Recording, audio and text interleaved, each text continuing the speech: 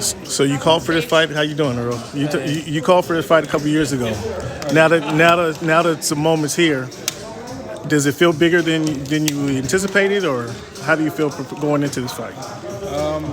It don't feel bigger than I anticipated. I knew this was gonna be a huge fight, especially me having 2 world titles and him being the icon that he is, and the big name that he is. I knew it was gonna be a tremendous fight. I thought it was gonna be at the Cowboy Stadium, but it's still being in Las Vegas, and I'm excited about this fight. Now, we talked to Keith Thurman earlier. Keith Thurman said in his fight, he was kind of surprised by his quickness and his power. Are you taking that in consideration for your competition? And then with that being said, kind of how do you defend against that? I do take it in consideration, his quickness and his power, but we defended just like any other fighter.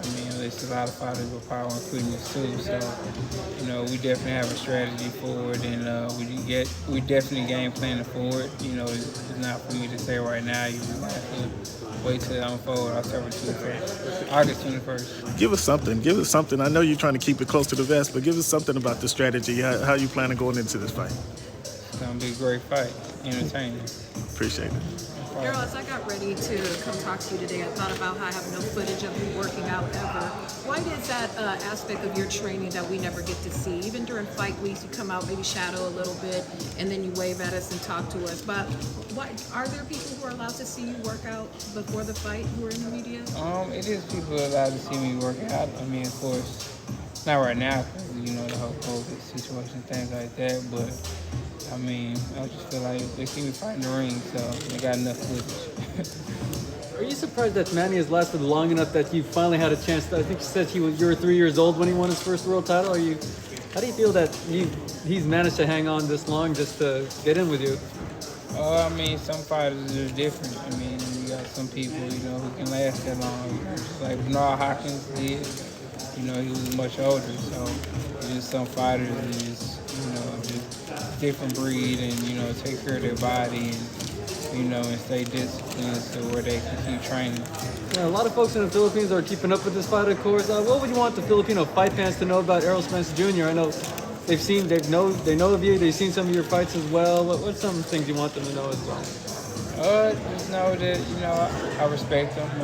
I respect the Philippines and, I just respect everything that he's been through and where he's at now, and it's going to be a great fight. Make sure they tune in and order. How have you seen Manny's his boxing game improve or develop over the last several years that you've been watching him? I feel like he throw more than 1 or 2 punches now. I feel like throw more than 1-2s. He's throwing different combinations. He's going to the body now and things like that. So he definitely changed, his punch selection.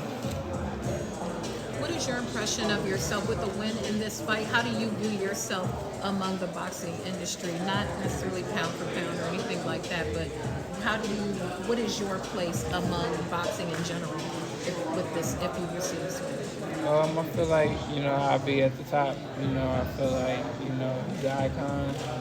He's a guy that, not only just an icon, but he's a guy that just beat Keith Thurman 2 years ago. And just accomplished a lot in the sport, and just to get this fight with him, it's an honor for me and it's a privilege for me, and I just gotta go out there and show, why I am one of the best fighters in the world. You've been calling for this fight since 2019. I think we talked to you during fight week and you said you really wanted this fight. What was this negotiation period like for you? Was it an easy fight for the two of you to make? Because we knew you wanted it, but then when it was announced, it was like, wow, here's the fight. We didn't know so much was going on in the background.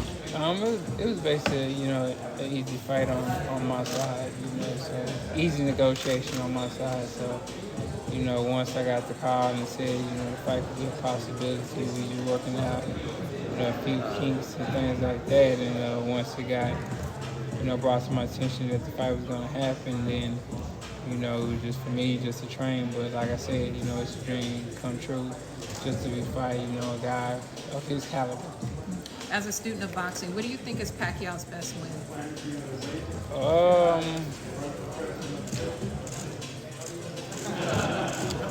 It's hard to say. He has so many.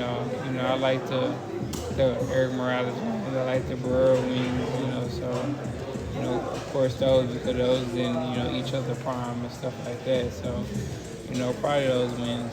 You know, the bigger guys, they was good too, but you know, I like the Pacquiao when he was like at 126, 122, and things like that. And lastly, as a fighter who stayed pretty much in the same weight class during your professional career, when you look at a fighter like Pacquiao, who's gone through so many weight classes, what does that tell you about him as a fighter to see him ascend through all these weight classes and emerge as a champion? It showed that he's a bad man. But I feel like 147 is my division. You know, I'm the king of 147, so, you know, he's going to retire or, you know, fight somebody else. What is it about you? As the king of the 147, you've probably got one of the best resumes in that whole division, wins over a lot of the top guys. Like, what is it about that makes you seek all these top guys while other guys might try to take an easy fight here and there, and you're just aiming for the best? It's really just, you know, all these guys so happen to be in my stable, so, you know, they're fights that's not hard to be made, because most of the time, you know, we got the same management or got the same people, so, you know, it's a lot easier to make. How is your training changed pre-accident to post-accident? How is your training changed in your preparation for the fights? It hasn't really changed that much. You know, we're not trying to lose, you know, 40, you know, a lot of weight, you know, in between the fights and things like that. So that's the only thing that changed. We're not blowing up a weight and then trying to lose it. Are you still able to maintain your, having any trouble maintaining the weight at 147? No. It's little things and work your way up. Oh, that's the Yeah. Sorry. I'm kidding. I don't have no message. Did he see He it? heard it all and seen it all, so there's no message. You know, just know fight time. You know, we're gonna fight. What continued to inspire you, Errol Spence? What's your inspiration? My inspiration is always, you know, to be the best fighter in the world and be the king of my division and things like that. But, you know, definitely to give my kids a better life. And I know this is an opportunity to give my kids a better life. I'm in a great position. So, but I do want to be the best fighter in the world and claim all the titles and be the undisputed champion of the world. And hopefully move up and become undisputed at that weight class too. How has being a father changed you at all? It just gives you a different perspective on life and just, you know, you just know you're not there for yourself. You know, you got a little babies behind you that's, you know, looking up to you and looking at you to do different things and teaching different things and following your footsteps and watching all the time. So you got to make sure that, you know, you're doing the right thing because they're following behind you. Congratulations. I know you mentioned that you want to be undisputed.